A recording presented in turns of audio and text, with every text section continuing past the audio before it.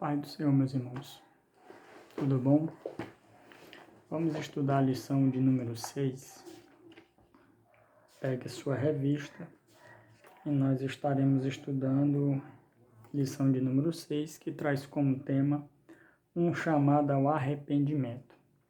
O textuário diz assim: os sacrifícios para Deus são o espírito quebrantado, a um coração quebrantado e contrito, não desprezarás, ó Deus. A verdade aplicada diz o seguinte: o caminho da restauração espiritual passa pelo reconhecimento do pecado e, consequentemente, confissão e arrependimento. Motivo de oração: os irmãos orem em casa sobre a questão no Dia das Mães, ore para que o Senhor dê vida, força e vida a elas. Esse é o motivo de oração. Você tira um período, ore. E o texto de referência está no Salmo 51, verso 1, 2, 7, 9, 10, 12 e 13. Eu não vou ler, mas os irmãos leiam, que é o texto tema da lição. Vamos para a introdução, para o vídeo não ficar muito longo.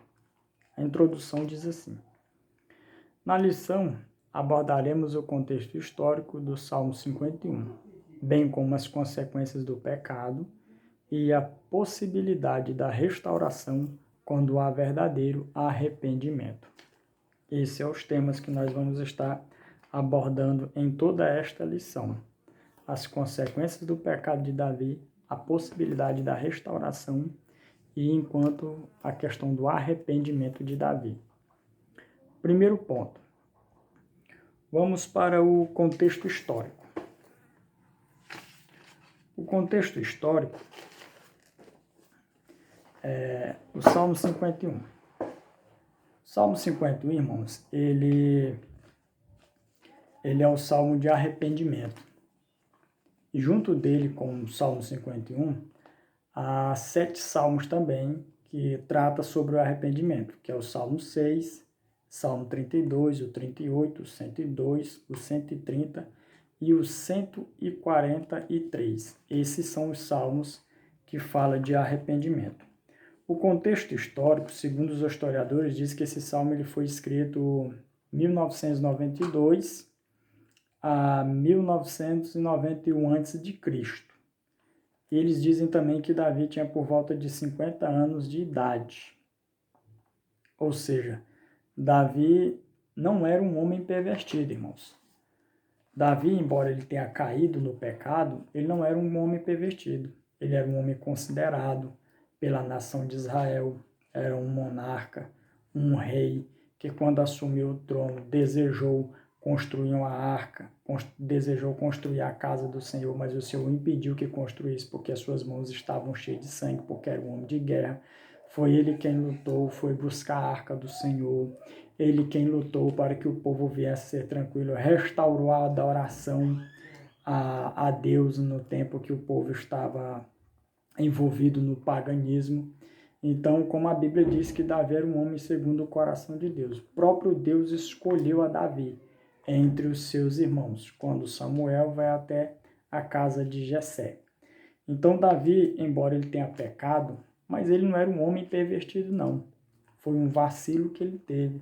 Pecou, resvalou o pé, desviou dos caminhos do Senhor por um momento, porque todo homem que peca, ele se afasta de Deus, mas ele era um homem temente a Deus. Esse é o contexto histórico. Mas devido à sua desobediência, Davi passou por um esvaziamento profundo espiritual na sua alma. Prova disso, o Salmo 51 ecoa isso muito bem, quando a gente faz uma leitura bem extensa e analisa versículo por versículo, a gente vê a angústia de Davi pedindo perdão e vendo quão grande era o seu pecado que ele havia cometido diante de Deus. 1.1. As transgressões de Davi. Ou seja, aqui fala que quando os reis saíam à guerra, em 2 Samuel, o contexto dessa lição, embora esteja no Salmo 51, mas a história narrada aqui, que baseia tudo, está em 2 Samuel, capítulo de número 11. 2 Samuel, capítulo de número 11, diz assim. A gente vai ver muita coisa. Está embasado no capítulo 11 de 2 Samuel, até estende-se um pouco do capítulo de número 12. E é o texto que nós vamos ter por referência aqui, abrindo a nossa Bíblia Sagrada. As transgressões de Davi. Em 2 Samuel, capítulo 11, vemos o processo que antecedeu o pecado de Davi. Ou seja, em tempo que os reis saíam à guerra. Davi, o que aconteceu com Davi? Davi mandou Joabe e seus oficiais e todo Israel para destruir os filhos de Amon. E nesse momento, Davi fica em casa e não foi para a guerra. E todos os reis estavam na guerra. E a Bíblia diz que Davi acordou tarde nesse dia e foi passear no terraço do palácio. A Bíblia diz que ele viu uma mulher tomando banho de cima. O texto mostra que Davi estava entediado, Davi estava ocioso. E por causa disso ele vê Batseba tomando banho. O texto fala bem claro no capítulo 11, versículo 3, e ele mandou perguntar quem era. E um servo dele diz, esta mulher é Batseba. Batseba, filha de Elã e mulher de Urias o Heteu. Ou seja, o servo estava dizendo, ela é casada, Davi. E Davi agora, devido ao seu tédio, devido à sua ociosidade, esquece-se que, e não se esquece, mas devido a ele estar entediado, ele acaba caçando uma coisa para preencher o seu tédio. E esse preenchimento foi ele mandar chamar Batseba e cometer o ato de adultério. E daí vêm as consequências dos seus pecados. E Davi ficou. A primeira coisa que ele faz é olhar e desejar. No seu tédio, sem ter nada para fazer, olhou para Batseba e desejou. E quando ele deseja, mesmo ele sabendo que Urias era guerreiro, era heteu, mas estava guerreando na guerra, agora ele vê que a mulher está sozinha e pede para que vá chamar ela. E ele vai e se deita com Batseba. Aqui começa as transgressões de Davi, no capítulo 11, do versículo 1 a seguir. Ele se deita com ela e, através disso, ele comete o ato de adultério. E segundo a lei de Levítico, capítulo 20, o versículo 10, ele tinha que ser morto. Ele deveria ser morto porque havia cometido o ato de adultério. E ali ele corrompe também o 6º mandamento, que é não matarás. E a partir daquele momento, ele faz toda uma trama para que pudesse estar prejudicando tanto o seu reinado a si mesmo, como também o homem, o marido daquela mulher, Batseba, que era Urias. Ou seja, ele planejou a morte de Urias. E tudo isso aí vem deferente a um vacilo, a um descuido. E é uma coisa que nós não podemos ter em nós, irmãos, que todos nós somos falhos. Não é porque Davi era considerado homem segundo o coração de Deus que não poderia ter suas falhas, seus erros e as quedas, não. Porque o pecado, irmão, ele não respeita a liturgia, ele não respeita padrões humanos, não respeita ética, ele não respeita status, se é rei, se é plebeu, se é pastor, se é ovelha, se é obreiro, se é membro, ele não perdoa. Se a gente não tiver cuidado, a gente acaba sendo consumido pelo pecado.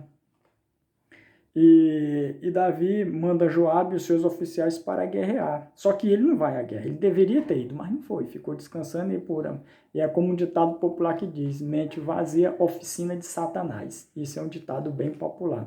E é isso que aconteceu com Davi. Entediado. É como a gente está hoje no meio dessa crise, irmãos. Muita gente entediado. E eu estive analisando e fazendo as pesquisas. E nunca na história foi acessado tantos vídeos pornográficos, conteúdos ilícitos no YouTube, como esse tempo de pandemia de quarentena, porque o povo está entediado em casa, outros estão e acabam se esquecendo que o pecado jaz à porta e a gente tem que procurar se afastar dele, procurar vigiar. Davi não vigiou e acabou olhando e desejando pela concupiscência dos olhos, cometeu adultério e assassinato. E é muito perigoso, irmãos, essa questão Davi é que ele teve duas escolhas igual a José. Ou cair no adultério, ou simplesmente reconhecer que ia pecar contra Deus. Mas aqui ele escolheu cometer o pecado de adultério. O comentarista diz aqui que a santificação, que é buscar refletir o caráter de Cristo em nós e andar no Espírito. Essa é a santificação, irmãos.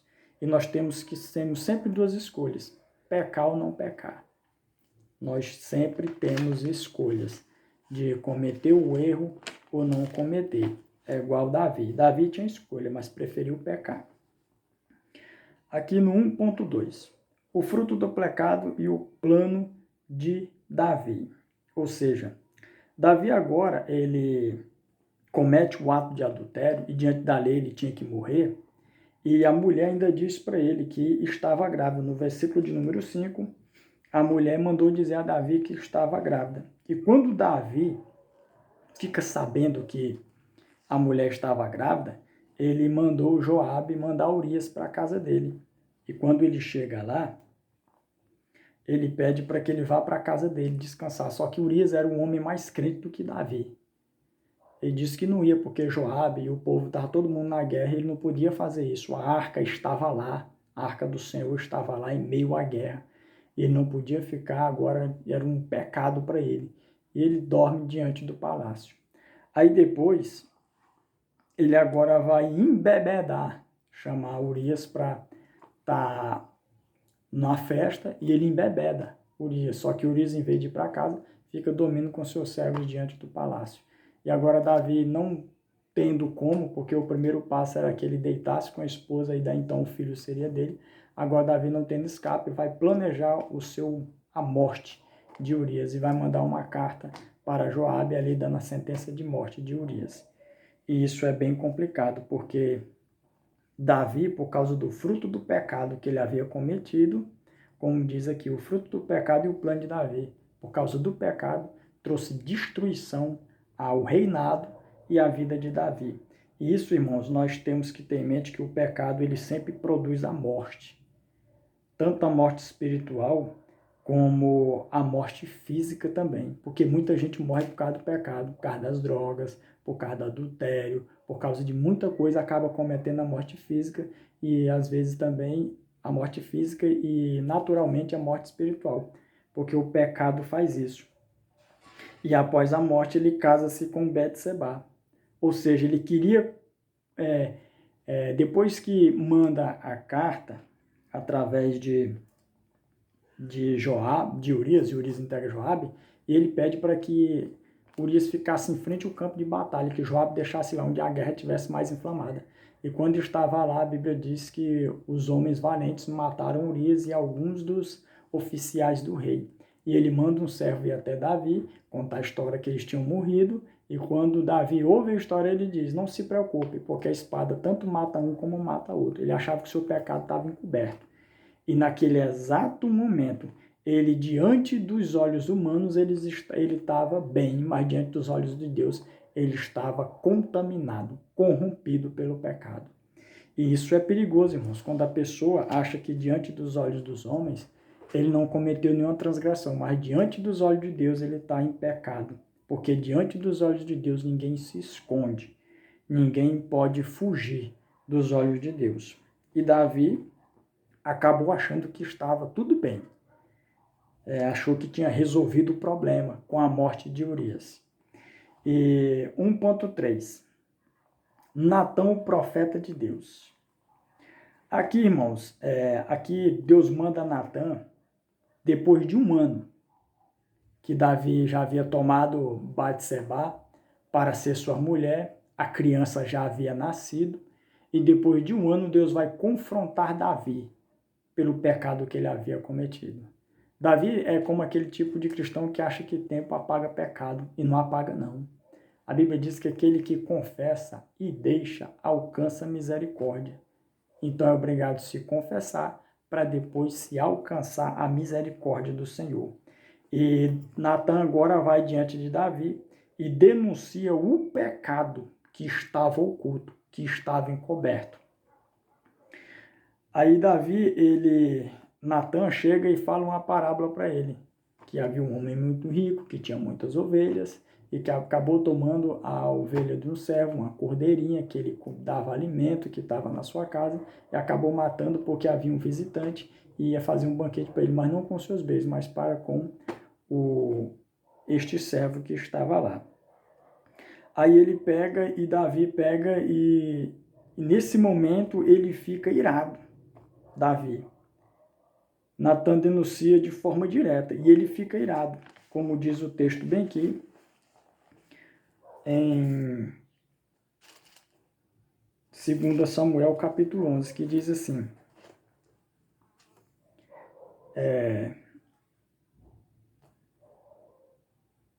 porque a espada devora tanto aquele como este. Aí ele diz assim, quando no capítulo 12, Natan vai repreender a Davi, diz assim, ó, então, versículo 5, capítulo 12, versículo 5. Então o furor de Davi se acendeu contra aquele homem e lhe disse a Natã, tão certo como vive o Senhor, o homem que fez isto deve ser morto. Pela cordeirinha restituirá 4 vezes, porque fez coisas más dessas coisas, porque não se compadeceu. Ou seja, aqui Davi não entendeu que ele é que era o culpado. E Natã chega direto e denuncia o pecado de Davi. E quando ele denuncia o pecado de Davi, no versículo 7 do capítulo 2, ele diz, esse homem é você. Ou seja, Natã sendo um profeta do Senhor, e naquele tempo os profetas eles tinham certa influência diante dos reis, certo respeito, porque eram representantes de Deus, e Natã chega diante do rei e fala toda uma parábola com jeito para denunciar o pecado de Davi, para ele reconhecer o seu erro. E dessa mesma forma, irmãos, a gente que faz a obra do Senhor, a gente não pode apontar o erro de alguém no intuito de matá-lo, mas sim de restaurá-lo. Essa foi a intenção do profeta Natan. E a gente não pode ter medo de denunciar o pecado de ninguém, não. Mas desde que essa denúncia traga restauração e não morte para a pessoa. É o que o profeta Natan chega diante dele e fala. Este homem é você. E quando ele fala que este homem é você, no versículo de número 7, aí o Senhor Deus vai falar para Davi, dizendo, versículo 7 ainda, eu ungi você sobre rei de Israel. Eu livrei das mãos de Saul e dei casa de seu senhor e as mulheres de seu senhor em seus braços. Também lhe dei casa de Israel e a de Judá. E se isso fosse pouco, eu teria acrescentado tais e tais coisas. Ou seja, como se Deus estivesse dizendo para ele, você é um ingrato. Eu lhe dei tudo e você agora caiu no pecado, ainda se ocultou e não se arrependeu até agora. Depois de um ano, foi obrigado a Deus confrontar Davi. E interessante aqui no versículo de número 9, aí diz assim, por que então você desprezou a palavra do Senhor, fazendo o que era mal aos olhos dele? Ou seja, diante da lei, ele não podia adulterar nem cometer assassinato. E ele pegou e desprezou a palavra do Senhor e comentou isso. É assim a todos nós, irmão. Quando a gente despreza a palavra do Senhor, a palavra nos confronta por intermédio da pregação, por intermédio do louvor, por intermédio da Bíblia Sagrada. Quando a gente despreza, a tendência é cair no pecado. A tendência é cair no erro. O versículo 9 do capítulo 2 fala isso bem claro. Porque ele desprezou a palavra, ele pecou. E hoje em dia, irmãos, muitos estão em pecado dentro da igreja e até mesmo fora e não se arrependem porque despreza a palavra do Senhor. Próprios pregadores estão desprezando a palavra do Senhor porque estão deixando de omitir, de falar a verdade e estão sendo omissos. É como Davi, pelo pecado da omissão e desprezar a palavra do Senhor, acabou Deus o confrontando. Aí a palavra do Senhor por intermédio do profeta, e nós não temos que ter medo, não é igual Natan aqui, não pode ter medo de pregar a verdadeira palavra de Deus, falando do que é errado, do que é pecado, para que as pessoas venham seguir no arrependimento. E isso é bem profundo, quando ele é confrontado Davi é confrontado por Natan, ou seja, confrontado pelo representante de Deus, por Deus. Aí o que eu acho bonito, irmão, nisso tudo, é que depois que Davi é confrontado, 2.2, caminho ao arrependimento. Ou seja, logo que Davi se arrepende do seu pecado, ele pede perdão, que é o versículo 12 de 2 Samuel. Ele diz assim: porque você fez em segredo, mas eu farei isso diante de todo Israel, em plena luz do dia. Ou seja, 2 Samuel 12:12, Deus agora vai dar sentença para Davi. Por causa do seu pecado, ele diz. Porque agora, quando Natan denuncia o pecado, ele diz: a espada nunca sairá, se afastará da sua casa. No versículo 10. Porque você me desprezou e tomou a mulher de Urias o Heteu para ser sua mulher. Primeiro, não foi a questão do adultério, foi porque ele desprezou o Senhor. Quando a gente peca, irmão, a gente está desprezando o Senhor, colocando o Senhor de lado e dando lugar aos nossos desejos. Aí vem toda a sentença. Então, Davi diz: pequei contra o Senhor, versículo 13. Pequei contra o Senhor. Ou seja, naquele momento, ele reconhece o seu pecado. Aí diz assim, Natan vai e responde ele, versículo 13. Também o Senhor perdoou o seu pecado. Você não morrerá, porque pela lei ele tinha que morrer. Mas você não vai morrer, mas a espada trará juízo à sua casa. Ou seja, ele se arrepende e pede perdão ao Senhor. 2.1. Reconhecimento e confissão do pecado. Davi sabia profundamente dos seus erros, irmãos. Ele declara e reconhece profundamente os seus erros. Salmo 53, no versículo de número 3, Salmo 51, o versículo 3 deixa isso bem claro, quando ele diz assim: pois eu conheço as minhas transgressões e o meu pecado está sempre diante de mim. Todos nós, irmãos, estamos sujeitos a pecar. Nenhum de nós somos santos o suficiente, não.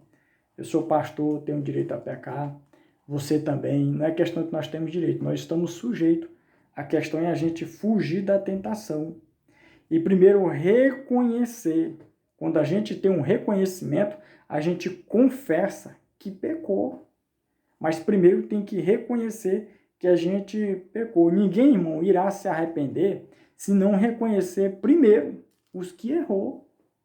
Primeiro é reconhecer que errou. Quando a gente reconhece, a gente deixa e alcança misericórdia do Senhor.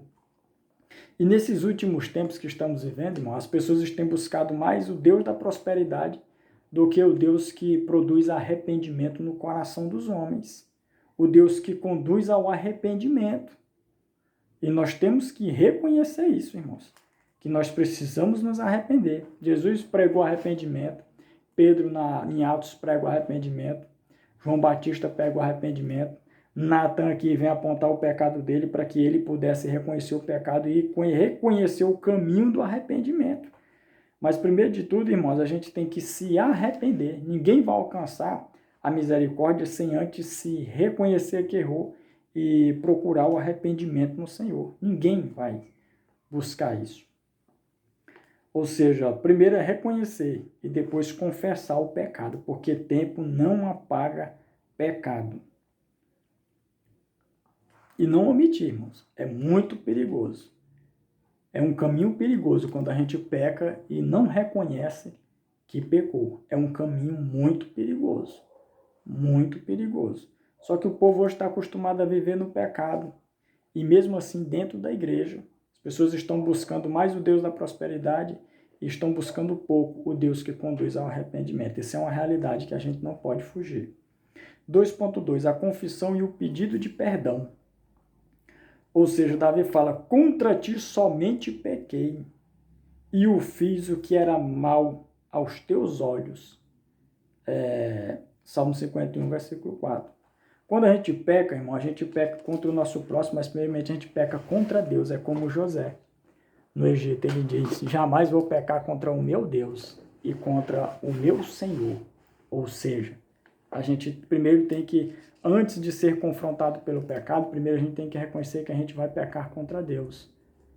Antes de inflamar o pecado dentro de nós, a gente tem que reconhecer que a gente vai pecar primeiro contra Deus. E isso nos livra de praticar o pecado, irmãos.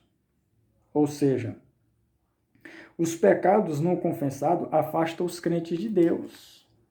Quando a gente não confessa o nosso pecado, a gente automaticamente é afastado de Deus. Afastado de Deus, que é o 2.2, confissão e o pedido de perdão. Nós somos afastados de Deus. O mais importante ao ser humano, ao reconhecer os seus pecados cometidos, é o amor de Jesus Cristo, nosso Senhor, e o Senhor que aceita o desejo do ser humano de ser santo como ele é santo, como a palavra de Deus diz, sede santo porque eu sou santo. Esse é o desejo de Deus. A Bíblia diz que, por mais que o justo peque, o Senhor vai permanecer e vai deixar ele de pé. Ainda que o justo caia 7 vezes, o Senhor colocará de pé. Mas a Bíblia diz também que a alma que pecar, essa também morrerá. A questão é que a gente tem que reconhecer que a gente precisa confessar diante de Deus os nossos pecados. E através dessa confissão a gente seguir o arrependimento. O arrependimento, irmãos, é a decisão de mudança total de vida. Ou seja, é levada a reconhecer os nossos pecados e sentir tristeza por ele diante de um Deus santo e confiar que Deus pode nos perdoar. Isso é arrependimento. Aqui Davi se arrepende quando ele é confrontado. É diferente. Quando Deus confronta Adão em Gênesis 3, Adão coloca a culpa na mulher, a mulher coloca a culpa na serpente. Quando é em Gênesis 4, versículo 6, que Deus confronta Caim, Gênesis 4, olha o que Deus fala para Caim, Gênesis 4, versículo de número 6. Versículo 6. Então o Senhor disse, por que você anda irado? E por que está de cara fechada? Se fizer o que é certo, não é verdade que você será aceito, mas se não fizer o que é certo, eis que o pecado está à porta, à sua espera. O desejo dele será contra você, mas é necessário que você o domine. Nós temos que ter o domínio, irmão, pelos nossos desejos, porque, irmão, a tentação em si, ela não é pecado. Jesus foi tentado. A grande questão é quando a gente é confrontado por ele, a gente cai nele. Isso sim é pecado. Mas a gente ser tentado não é pecado.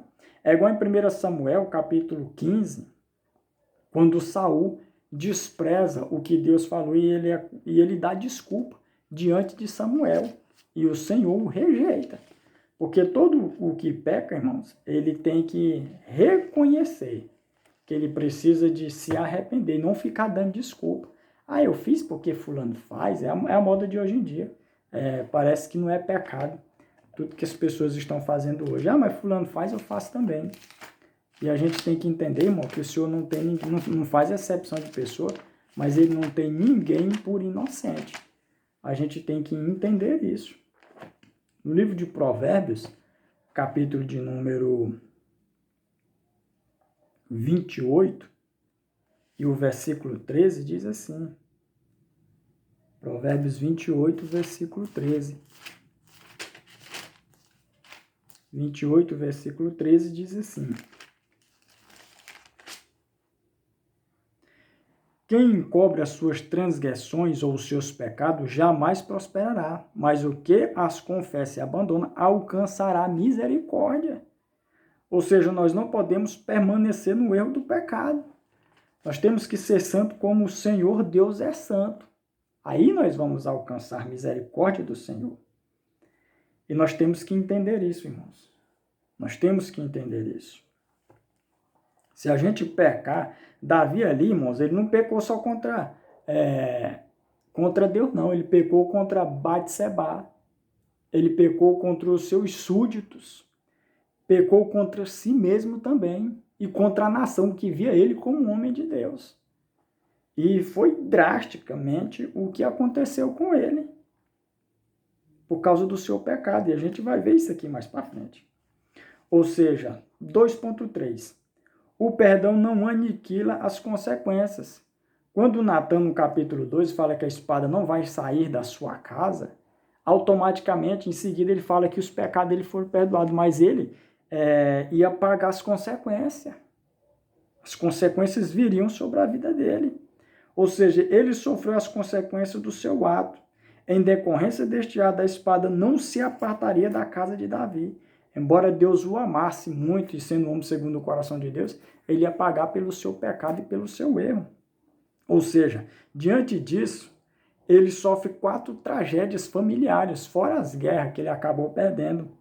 Em 7 dias, o filho que ele teve com Batseba, depois que ele confessa o seu pecado, o filho morre. Está lá em 2 Samuel 12:18. O filho morreu depois de 7 dias. Aí ele pega e morre. Aminon pega e estrupa Tamar. Ou seja, o próprio filho Davi estrupou a própria irmã, que era Tamar, 2 Samuel 13:14. Terceira tragédia que vem, 2 anos depois, Absalão, cheio de ódio, de mágoa no coração, trama a morte e pega e mata Aminon, 2 Samuel 13, versículo de número 29. Arma um banquete e ali pega e mata Aminon. Ou seja, carregando mágoa. Ou seja, um assassinato na família, um estupro na família e uma morte do filho dele, que era com Betseba. Deus já havia profetizado que ele ia morrer. E Absalão pega e usurpa o trono, faz um atentado, um golpe de estado e toma o trono do seu pai. E no capítulo 12 diz que as concubinas, as mulheres de Davi, iam ser humilhadas diante do povo. E aqui Absalão pega e se deita com as concubinas diante de todo o povo, para todo o povo ver. Essa história está relatada em 2 Samuel, capítulo 15, até o capítulo de número 18. São as consequências da tragédia do pecado, irmãos. Mas, embora ele tivesse sido perdoado por Deus, ele ia pagar pelas suas consequências. E assim somos nós, irmãos. Os nossos pecados são purificados por meio do sangue de Cristo. 1 João, capítulo 1, versículo 7. E por isso que o sangue de Cristo é chamado sangue da aspersão. Ele nos purifica. Ele nos purifica de todo pecado, mas os erros dos nossos pecados nós vamos cometer. E por isso a espada não se afastou da casa de Davi. Ponto 3, para a gente já estar encerrando. Os pedidos do salmista. Ele começa a pedir ao Senhor, irmão, porque o pecado afastou ele de Deus. E agora ele se sente arrependido para buscar o Senhor. E ele vai buscar essa presença se humilhando diante do Senhor. Porque todo perdido, irmão, ele tem que se humilhar diante de Deus mesmo. Não tem essa questão de o ego prevalecer, não. Como o ego de Davi, achando que porque era rei, podia tomar a mulher para cometer o ato de adultério, sendo que Deus estava vendo. E diante de Deus não tem rei. Eu e você, diante de Deus, diante de você eu posso ser pastor. Mas diante de Deus eu sou um membro como qualquer você. Se eu pecar, eu estou sujeito à mesma consequência que você. É a mesma coisa. Embora a responsabilidade seja maior sobre a minha vida. 3.1. Conhecer a sabedoria. Eu acho muito bonito, irmão, aqui quando Davi, em 3.1, ele procura o caminho da sabedoria.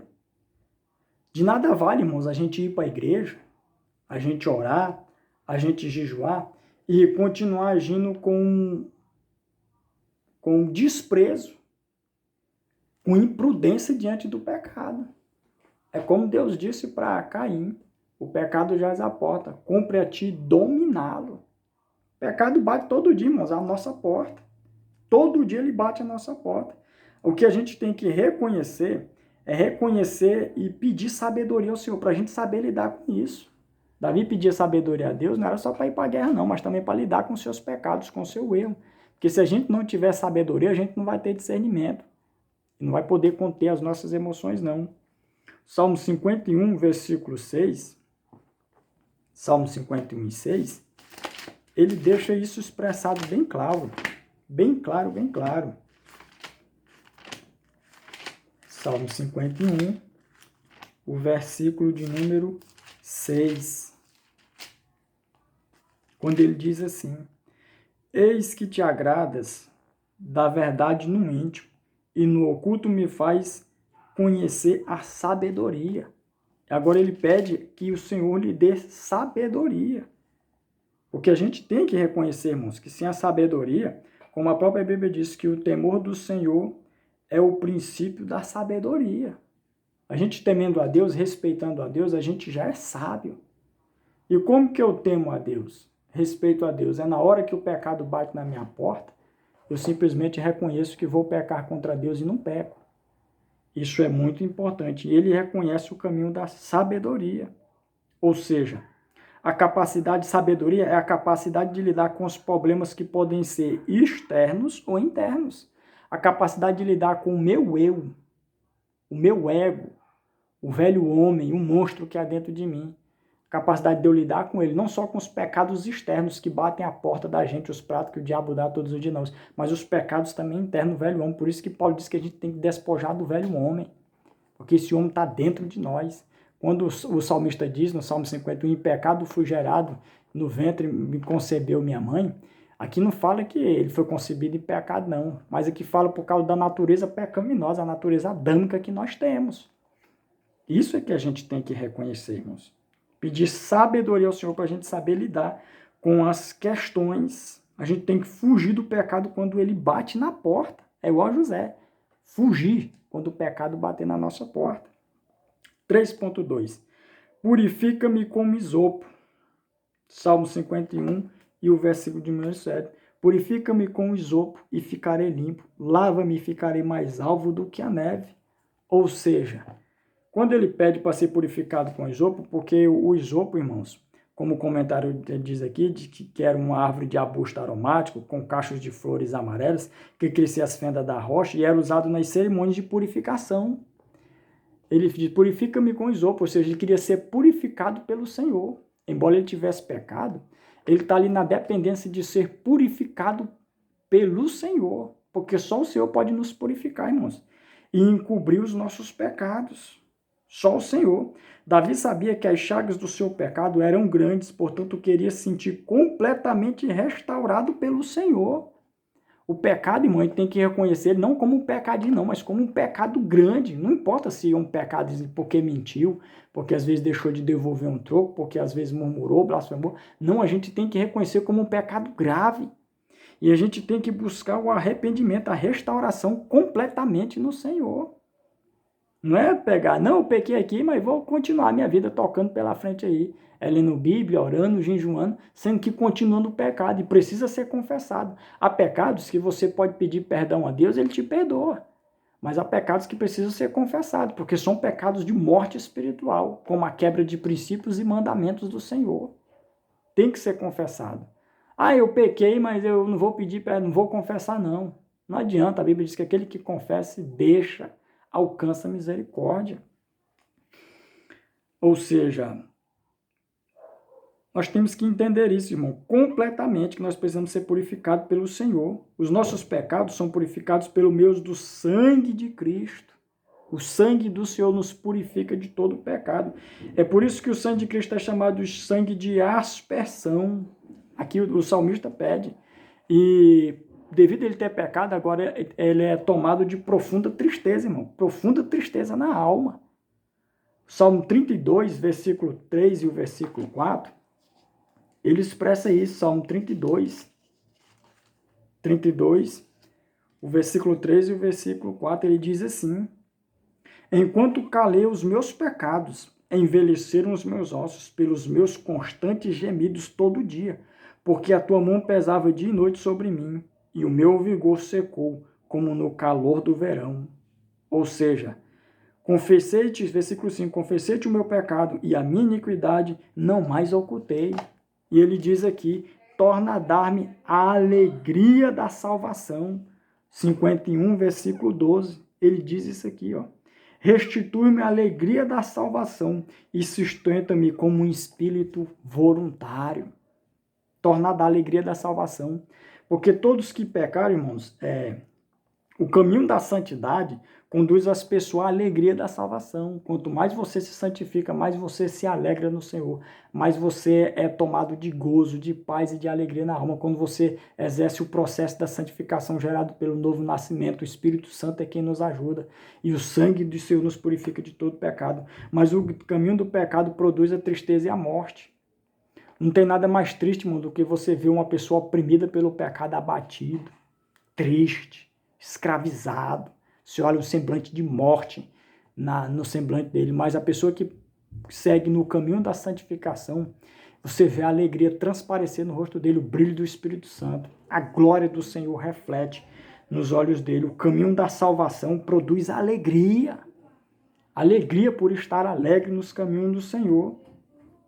Deus é o verdadeiro poder motivador do nosso estilo de vida, irmãos. Ser cristão é um estilo de vida que nós adotamos para ser santo como ele é. Ou seja, Davi aqui ele pede para tornar até a alegria da salvação. Por quê? Porque o pecado gera tristeza, angústia na alma, produz dor dentro do ser humano. O pecado produz isso. Quando você vê um crente abatido, semblante, porque certamente ele não está exercendo a prática da santificação, porque o Senhor preenche o vazio da nossa alma através da santificação, irmãos. Nós sentimos a alegria, a verdadeira alegria que só o Senhor pode dar, a paz que só Ele pode dar. E nós temos que mergulhar no Senhor, mergulhar em Deus. Conclusão já para a gente encerrar. O Salmo 51 é um importante auxílio na conscientização da realidade da nossa natureza pecaminosa. Nós temos que reconhecer, irmão, que nós somos pecaminosos. Nós não somos anjos, nem somos Deus, não. Eu sou um pastor, você é um membro, você pode ser um obreiro, mas você tem que reconhecer que você é pecador e tem que fugir do pecado, com concupiscência dos olhos. O que você vê, a soberba da vida, o que você deseja, a iniquidade, o pecado que tão de perto nos rodeia. Nós temos que entender isso, irmão. Saber que nós somos pecaminosos. Da relevância do arrependimento e da busca por restauração. Pecou, busca restauração no Senhor. Busca se jogar aos pés do Senhor. O Senhor Deus é poderoso para perdoar e restaurar o arrependido.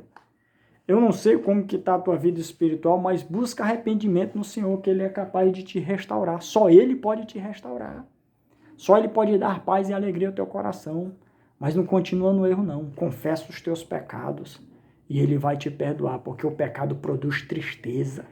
E essa tristeza gera depressão, gera angústia, tudo dentro da alma do ser humano. Que o Senhor te abençoe e que o Espírito Santo fale mais forte que ele que eu não pude falar ao coração dos irmãos. Quarta-feira eu vou estar dando a lição de número 7. Vou estar ministrando aqui. E quando você for estudar a lição, você sente com sua família. Fique só no você não. O que você está consumindo hoje no YouTube, na internet, o que você está vendo hoje diante dos teus olhos pode estar produzindo morte espiritual. Porque o pecado, irmão, ele não vem assim de uma hora para outra, não. Primeiro Davi olhou e desejou. Aí depois ele comete o ato. O pecado ele é sorrateiro, ele chega engateando e vai entrelaçando a pessoa. Quando pensar que uma pessoa vê, já caiu. Por isso que a gente tem que fugir da aparência do mal, da aparência do pecado. Que Jesus te abençoe. Vamos orar. Santo Deus, Pai amado. Pai, nós não somos santos o suficiente para não reconhecer que nós somos pecadores, meu Pai. Nós somos pecadores e precisamos nos arrepender e nos humilhar diante do Senhor. Tua palavra diz que a alma que pecar, esta certamente morrerá, meu Pai. Tanto morte física como espiritual. Que o Senhor tenha misericórdia da minha vida. Que o Senhor tenha misericórdia desses que estão nos ouvindo, meu Pai. Que assim como Davi reconheceu que pecou contra o Senhor, meu Pai, nós, quando pecarmos, meu Pai, possamos reconhecer o nosso erro, porque eu sei que o Senhor nos perdoe e nos ajuda a ter força para sofrer as consequências dos nossos erros, meu Pai, porque a gente peca, mas a gente paga pelo nosso erro, meu Pai. Tem misericórdia de nós.